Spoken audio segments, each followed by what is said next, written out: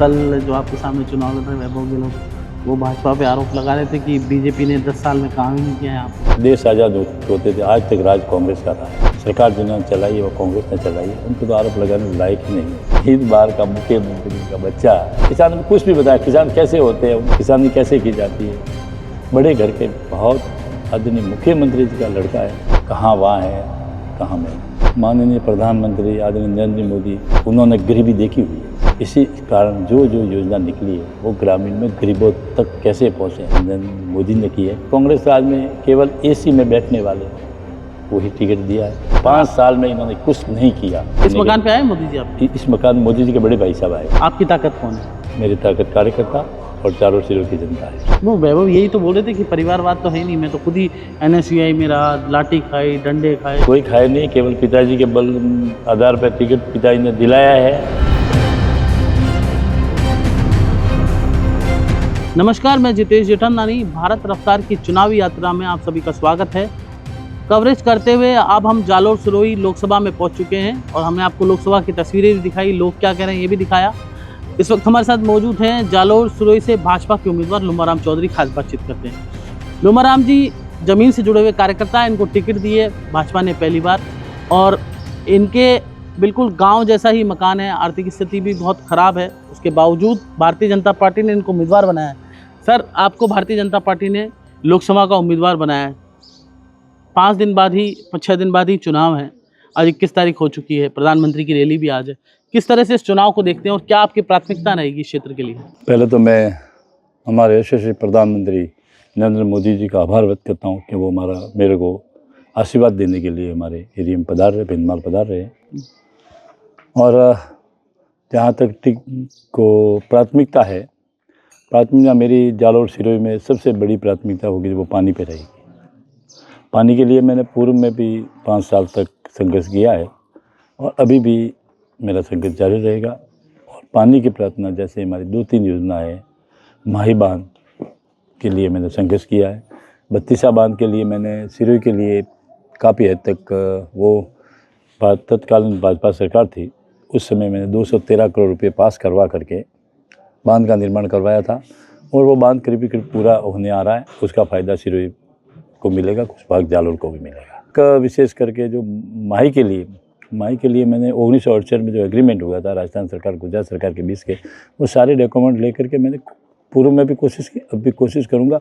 अब मुझे double engine की सरकार है और आदरणीय मुख्यमंत्री महोदय भजन लाल जी और आदरणीय नरेंद्र जी मोदी पे मुझे पूर्ण विश्वास है कि मुझे जो मेरे अधूरे कार्य रह गए उसको पूरा करूँगा। सर, एक यहाँ समस्या है रेल, यहाँ पर रेलवे की भी, कि रेल यहाँ कनेक्टेड नहीं है। सिरोही के अंदर, जालोर के अंदर रेल कनेक्टेड की समस्या है, तो उसको लेकर कैसे सॉल्व करेंगे?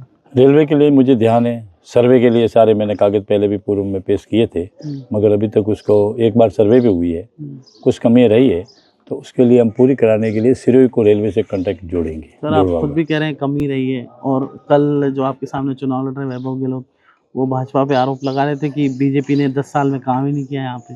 ऐसा है, रेलवे के लिए उन्होंने देश आज़ाद होते थे आज तक राज कांग्रेस का रहा है। सबसे ज़्यादा राज जो रही है सरकार जिन्होंने चलाई है वो कांग्रेस ने चलाई है, उनको तो आरोप लगाने लायक ही नहीं है वो।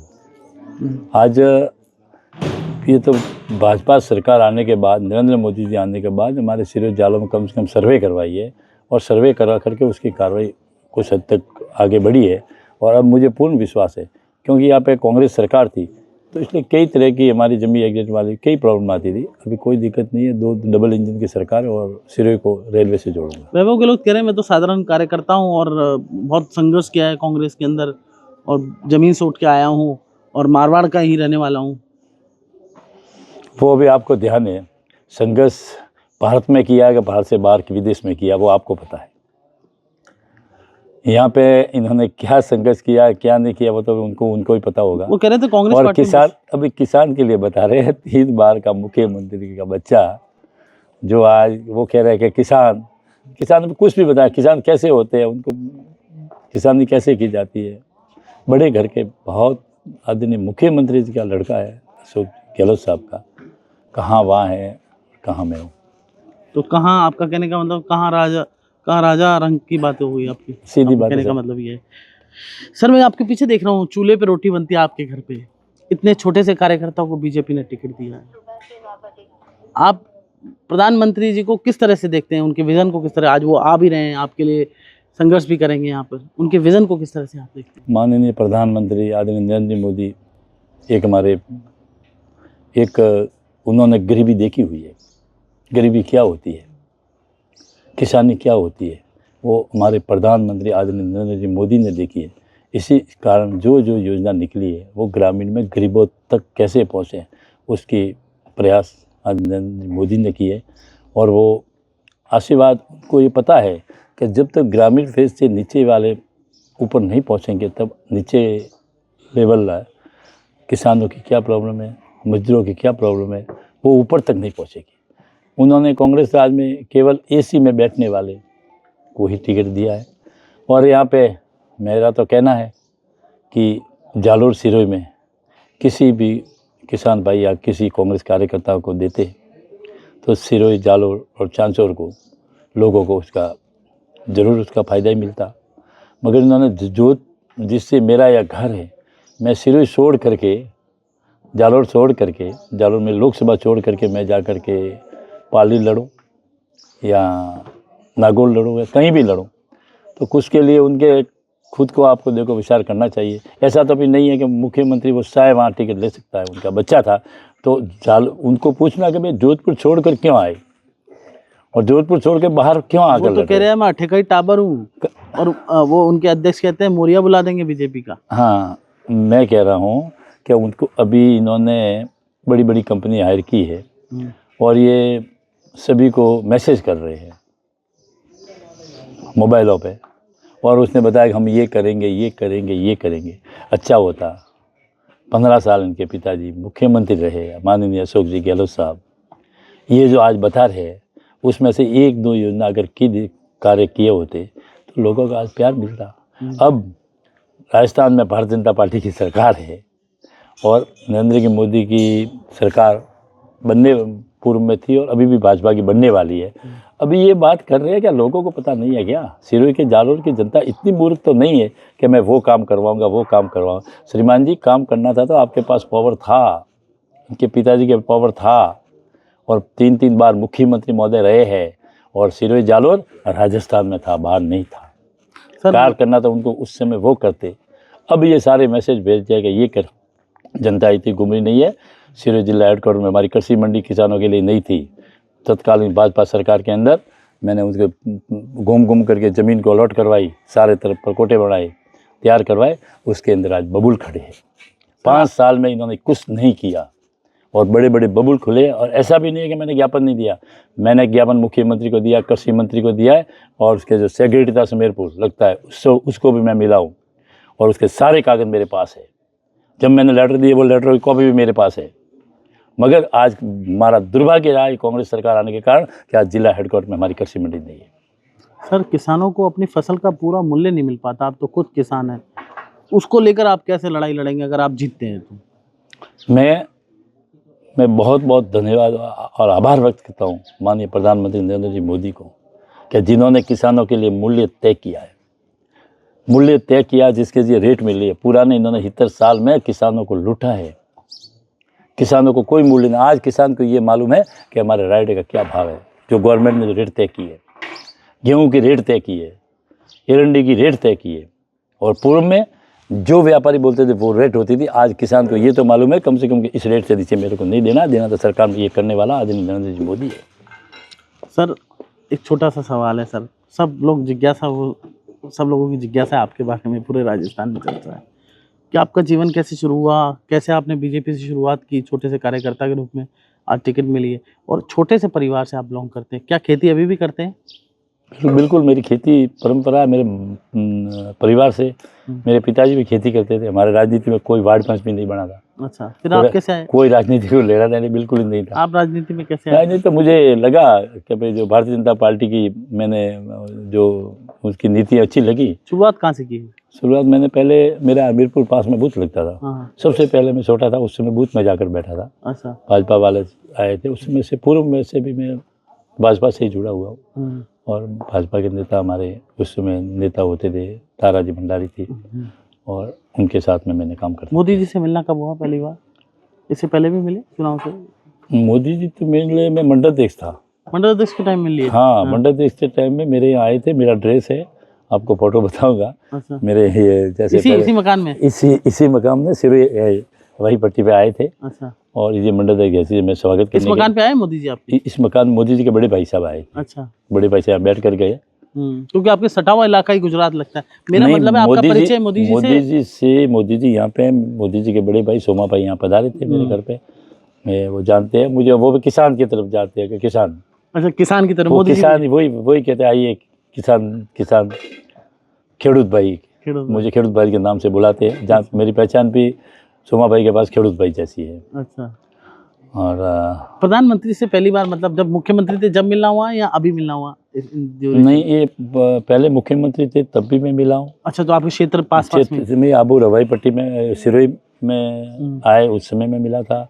फिर वापस मुख्यमंत्री तौर पे अंबाजी आए, उस समय मैंने उनसे मिला हूँ। अच्छा। तो आपका परिचय पुराना है?